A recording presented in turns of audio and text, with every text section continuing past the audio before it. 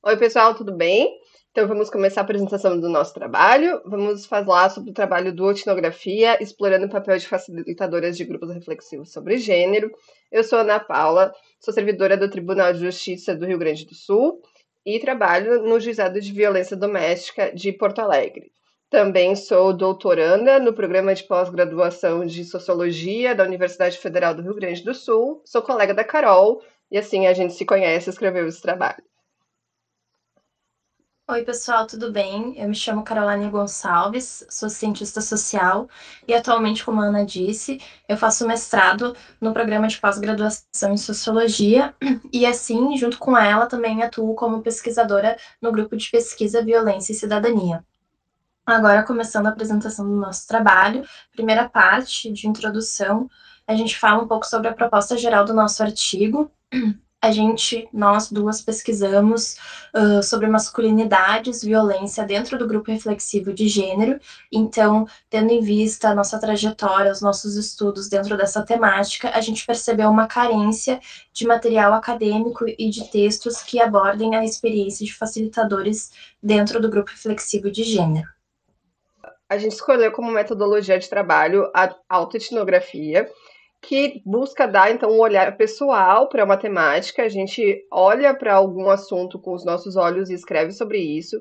E como eu e a Carol então dividimos esse espaço, a gente escolheu a duoetnografia, que vai então primeiro tratar do relato da Carol, que ela vai trazer as considerações dela, depois eu vou dar as minhas considerações, a minha perspectiva sobre facilitar grupos reflexivos de gênero, e no final, então, a gente vai tentar dialogar essas duas perspectivas, trazendo os pontos de encontro e os pontos de diferenças entre elas.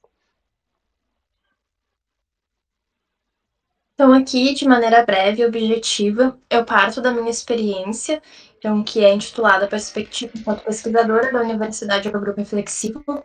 Eu conheci os grupos reflexivos de gênero lá em 2018, quando eu pesquisava no Tribunal do Júri casos de feminicídio, consequentemente, conheci a vara de violência doméstica e, por fim, o projeto Borboleta e os grupos reflexivos de gênero aqui da comarca de Porto Alegre.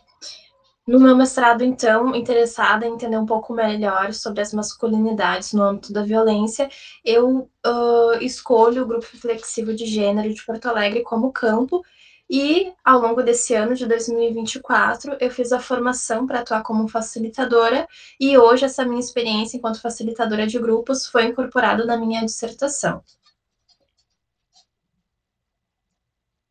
Eu então venho num lugar ao contrário, né? Parecido, mas ao contrário. Eu cheguei aos grupos primeiro como servidora do Tribunal de Justiça.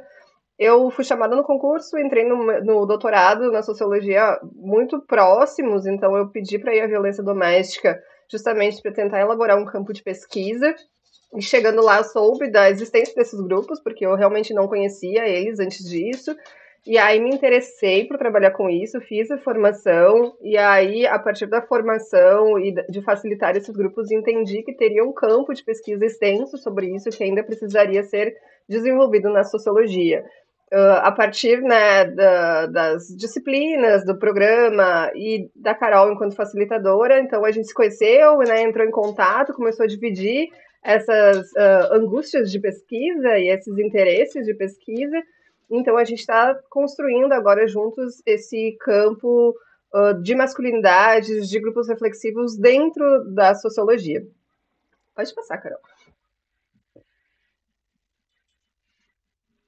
Aí, como a gente comentou, né, uma duoetnografia parte de um ponto de vista, depois um segundo ponto de vista, e aí da intersecção esses pontos de vista. A gente não vai se estender nos pontos de vista individuais, porque aí tomaria bastante tempo, então eu convido a todos e todas para ler o trabalho, para, né, conhecer algumas histórias dos grupos reflexivos, mas aqui a gente vai focar na reflexão crítica, né? Então, o que que aparece nos dois pontos de vista, nas duas experiências enquanto facilitadoras, né?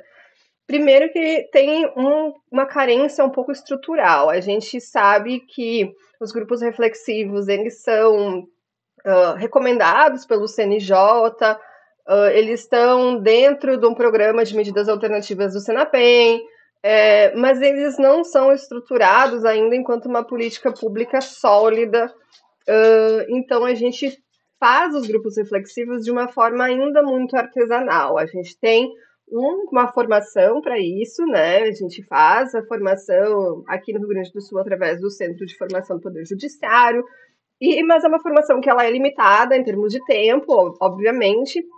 Ela não consegue dar conta de tudo que poderia acontecer. Então, o dia a dia ele é um pouco mais artesanal, exige um pouco mais de jogo de cintura.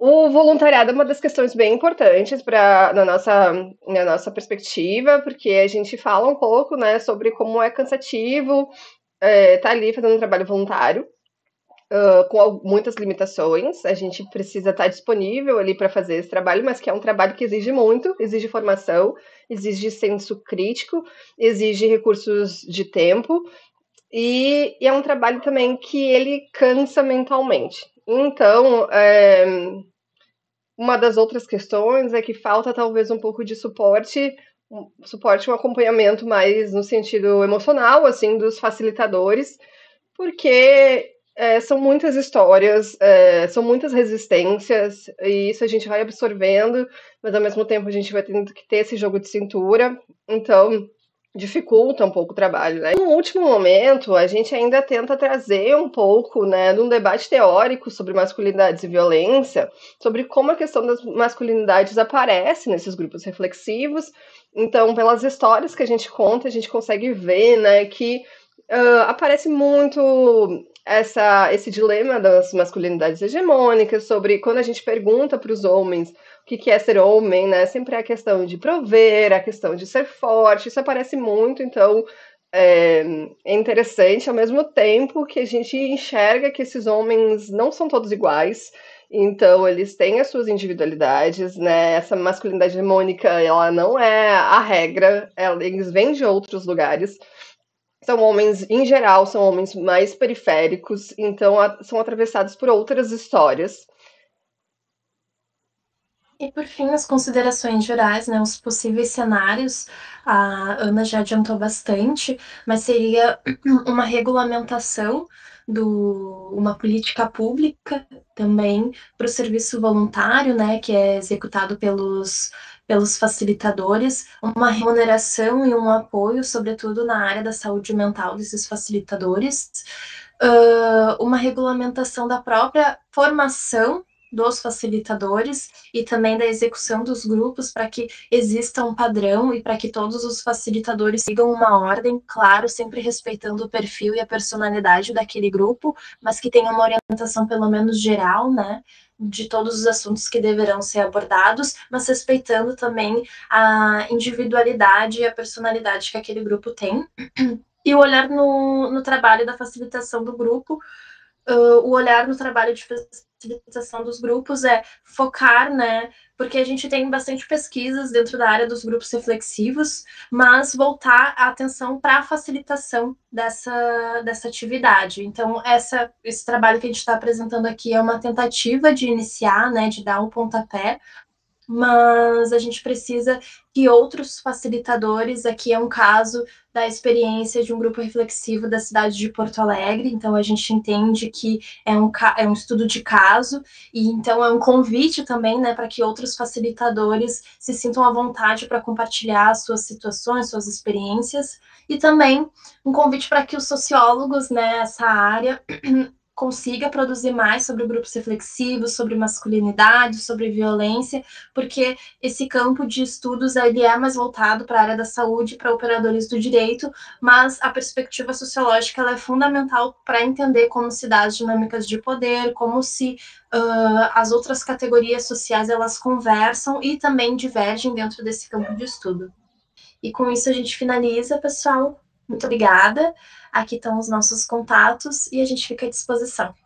Obrigada, pessoal. Ficamos à disposição. Foi o convite ali para os sociólogos e para os facilitadores, como a Carol falou. Só entrar em contato, vamos pensar, escrever juntos, né?